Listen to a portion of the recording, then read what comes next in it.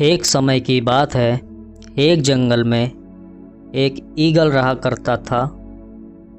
वह ईगल बहुत ही कुशल शिकारी था। वह अपने तेज पंजे और धारदार चोंच की मदद से आसानी से शिकार को मार दिया करता था।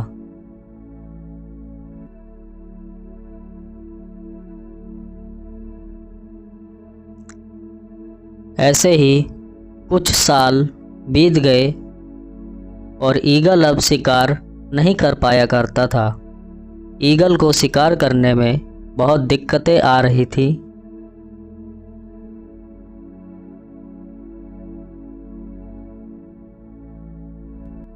ईगल इस बात से बहुत परेशान था।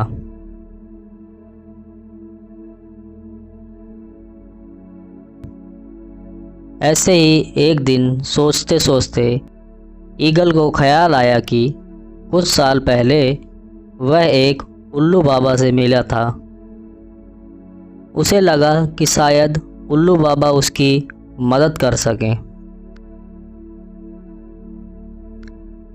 ईगल ने उल्लू बाबा के पास जाने का फैसला कर लिया और जैसे ही वह उल्लू बाबा के पास पहुंचा, उल्लू बाबा ने उसको देख के बोला, अरे ईगल, तुम यहाँ कैसे?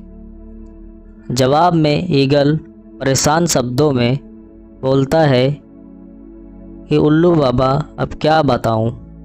इतना कहने के बाद में ईगल अपनी सारी परेशानी उल्लू बाबा से बताता है। उल्लू बाबा उसकी बात को बहुत ही ध्यान से सुनते हैं और कुछ देर सोचने के बाद जवाब देते हैं कि ईगल, इसका कारण तुम खुद हो। तभी ईगल परेशान शब्दों में कहता है, उल्लू बाबा, ये कैसे? तब उल्लू बाबा उसको बताते हैं कि समय के साथ साथ में तुम्हारा चोंच मुड़ गया है, तुम्हारे पंजे भी बड़े होके मुड़ गए हैं और तुम्हारे पंख समय के साथ में भारी हो गए हैं, जिस वजह से तुम शिकार नहीं कर पा रहे हो। ईगल बहुत ही परेशान हो जाता है और उल्लू बाबा से बोलता है कि उल्लू बाबा, इसका कोई तो उपाय होगा। उल्लू बाबा कुछ देर सोचते हैं और उसके बाद में उत्तर देते हैं कि ईगल, इसका उपाय तो है, मगर वो बहुत ही कठिन है। क्या तुम कर पाओगे? तो सुनो। ऐसा बोल के उल्लू बाबा उसको सारी बात बताते हैं। फिर ईगल फैसला करता है कि जैसा उल्लू बाबा ने बोला था, मैं वैसा ही करूँगा। और फिर ईगल अपने क्षेत्र के सबसे ऊंची पहाड़ी पर चला जाता है। वहाँ जाने के बाद में ईगल सबसे पहले अपने पंजों को एक पत्थर पे रगड़ता है और रगड़ रगड़ के अपने पंजों को तोड़ देता है।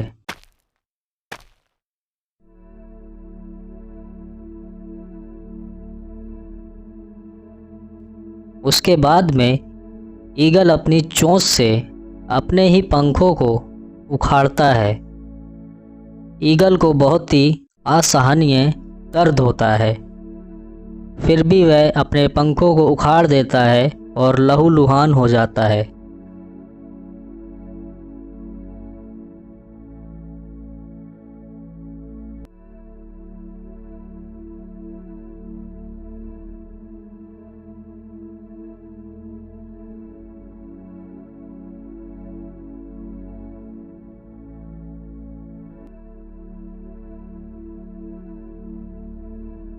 उसके बाद में ईगल अपनी चोंच को उसी पत्थर पे तेज तेज से पटकता है और अपनी चोंच को तोड़ देता है।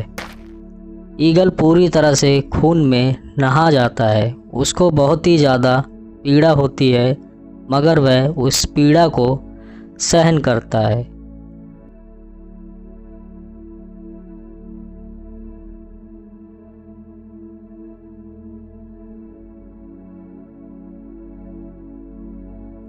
ऐसे ही समय बीतता रहता है।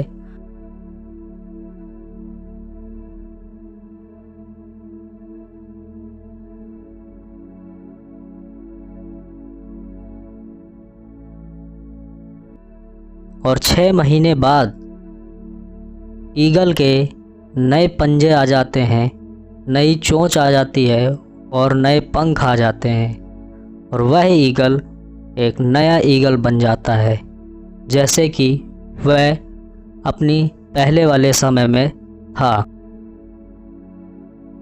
और वहाँ से सीधा उल्लू बाबा के पास जाता है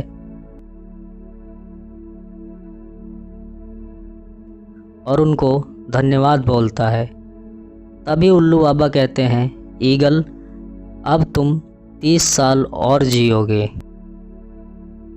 तो इस कहानी से हमको यही सीख मिलती है कि हमें कभी हार नहीं मानना चाहिए और हमें मुश्किलों से डरना नहीं चाहिए। शायद किसी कठिन परिस्थिति के बाद में हमारा अच्छा छुपा हुआ होता है। धन्यवाद।